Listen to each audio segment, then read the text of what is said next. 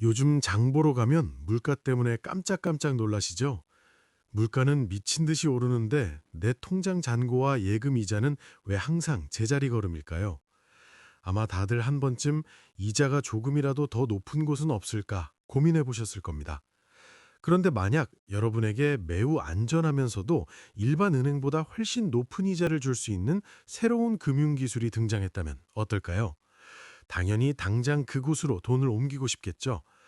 하지만 놀랍게도 지금 미국의 거대 은행들은 여러분이 그 이자를 받지 못하게 아예 법으로 금지해달라며 정치인들을 찾아가 대대적인 로비를 벌이고 있습니다.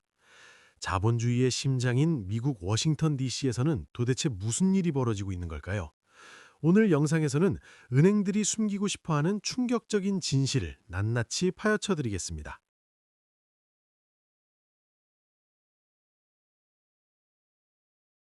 자, 사건의 전말을 이해하려면 먼저 은행이 어떻게 돈을 버는지 아주 간단히 알아야 합니다. 우리가 은행에 100만 원을 예금하면 은행은 그 돈을 금고에 가만히 모셔두지 않습니다. 그 돈을 다른 사람이나 기업에게 대출해주고 아주 높은 이자를 받죠. 즉, 내 돈을 굴려서 자기들이 큰 돈을 벌고 정작 돈의 주인인 우리에게는 아주 적은 이자만 떼어주는 것이 전통은행의 뼈대이자 기본 수익 구조입니다. 그런데 최근 몇 년 사이 평온했던 은행들을 공포에 떨게 만든 강력한 경쟁자가 등장했습니다. 바로 스테이블 코인입니다.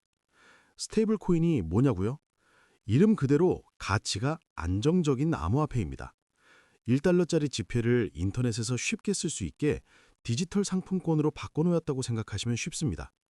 비트코인처럼 하루아침에 가격이 반토막 나지 않고 항상 1달러의 가치를 유지하죠.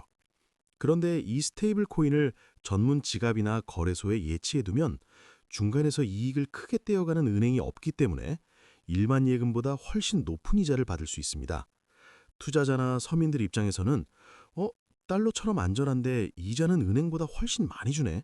라며 눈이 번쩍 뜨이는 아주 매력적인 선택지가 생긴 겁니다.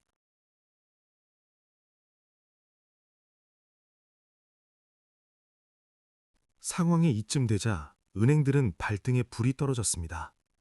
최근 미국 은행가 협회를 비롯한 수많은 은행가들이 모인 대규모 회의에서는 이 현상을 예금 이탈이라고 부르며 극도로 경계하는 모습이 포착되었습니다. 아주 쉽게 비유해 볼까요? 동네에 유일한 빵집이 하나 있어서 사람들이 어쩔 수 없이 거기서만 빵을 샀는데 바로 옆에 훨씬 맛있고 빵도 많이 더물어주는 새로운 빵집이 생겨서 손님이 다 빠져나가고 있는 상황입니다.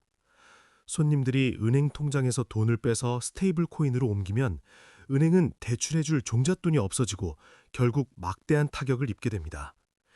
실제로 이들의 내부 회의에서는 스테이블 코인이 우리의 예금 유치와 대출 능력에 심같은 위협이라고 생각하는 사람은 일어서 보라는 질문에 현장에 있던 수백 명의 은행가들이 전원 기립하는 소름 돋는 장면이 연출되기도 했습니다. 은행들의 공포가 어느 정도인지 짐작이 가시죠?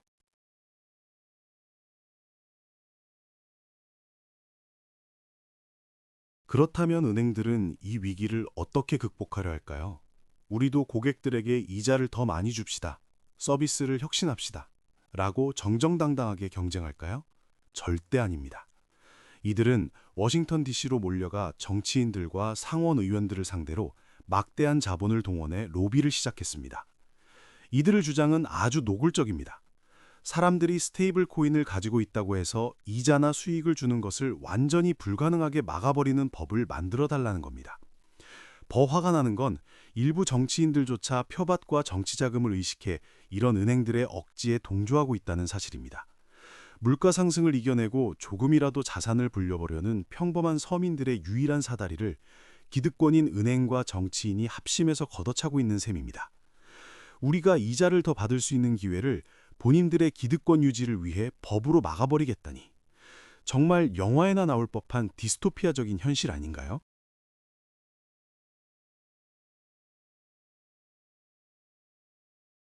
그런데 은행들의 탐욕은 여기서 멈추지 않습니다. 이들이 가리키는 다음 타겟은 바로 디파이입니다. 디파이란 탈중앙화 금융의 약자입니다. 쉽게 말해 중간 관리자 없이 개인과 개인이 인터넷을 통해 직접 돈을 빌려주고 이자를 주고받는 시스템입니다. 당근마켓에서 중고거래를 하듯 금융거래를 개인끼리 직접 하는 겁니다. 은행 입장에서는 자신들의 존재 이유 자체를 깡그리 부정하는 가장 끔찍한 시스템입니다. 중간에서 짭짤한 수수료를 떼어 먹어야 하는데 사람들이 자기들끼리 직접 거래를 해버리니까요. 그래서 은행가들은 이 디파이 시스템 역시 통제할 수 없으니 아예 시스템 내에서의 대출과 유동성 공급 자체를 금지해야 한다고 목소리를 높이고 있습니다. 비트코인이나 이더리움 같은 모든 디지털 자산을 활용한 이자 수익 시스템의 싹을 아예 잘라버리겠다는 속셈이죠.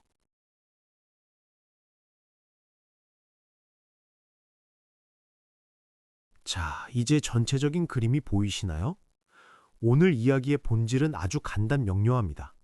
수십 년간 사람들의 예금으로 막대한 이익을 독점해온 낡은 금융 시스템이 소비자에게 더 높은 수익과 혜택을 주는 새로운 기술 혁신을 정당한 경쟁이 아닌 권력과 법을 이용해 짓밟으려 하는 사건입니다. 새로운 기술들은 과거 금융의 문턱을 넘지 못하던 사람들에게도 더 나은 혜택을 제공할 수 있는 잠재력을 가지고 있습니다. 하지만 은행들은 자신들의 독점적 지위를 잃을까 두려워 억지를 부리고 있죠. 미국 내에서는 이미 이런 은행들의 로비에 맞서 정당한 이자를 받을 권리를 지키기 위한 시민들의 움직임도 거세게 일어나고 있습니다. 우리의 소중한 자산을 지키고 더 나은 금융 혜택을 누릴 권리, 기술이 가져다준 혜택을 낡은 규제로 막으려는 기득권의 횡포에 대해 여러분은 어떻게 생각하시나요? 오늘 영상이 금융시장의 이면을 이해하는 데 도움이 되셨다면 구독과 좋아요 부탁드립니다. 다음 영상에서도 쉽고 재미있는 경제 이야기로 찾아오겠습니다. 감사합니다.